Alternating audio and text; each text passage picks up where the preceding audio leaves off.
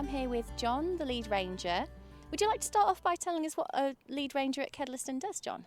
Most of my job is spent actually organising and looking after maintenance of the park. So there's over 800 acres here that we manage and maintain, and I have a team of 3 staff who do the practical maintenance on the ground, and my time is spent talking to government agencies and the team on the ground and organising all the things that happen.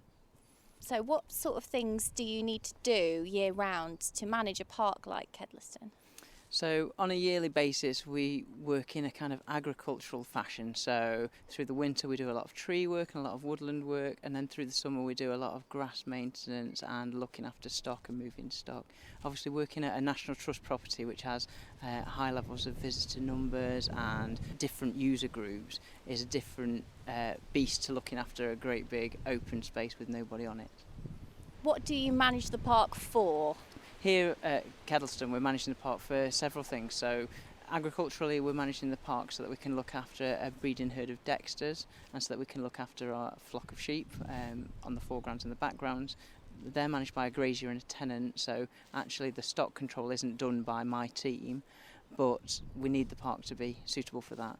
The other thing we manage for is the presentation standard for the visitors, because the park's a designed landscape, so it was always meant to be somewhere you could visit. It was tranquil, it was somewhere that the family could bring guests and was really a showpiece for people to see, and we work very closely to what that should be.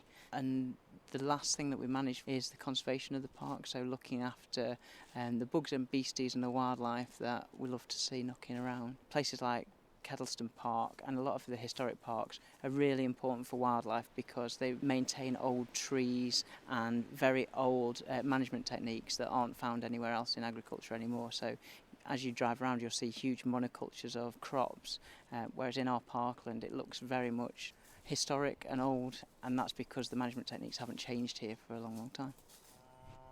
The very best thing about the park for me is the very, very old trees. To some people they look broken and they look like they should be felled, but for me they're fantastic because I know the abundance of wildlife that lives in amongst them, and I also appreciate their form. They're absolutely stunning things, and some of the ones in the park are getting on for 1,000 years old, so they're far older than the hall and the designed landscape, but they're still here and they've still survived. So for me they're really precious.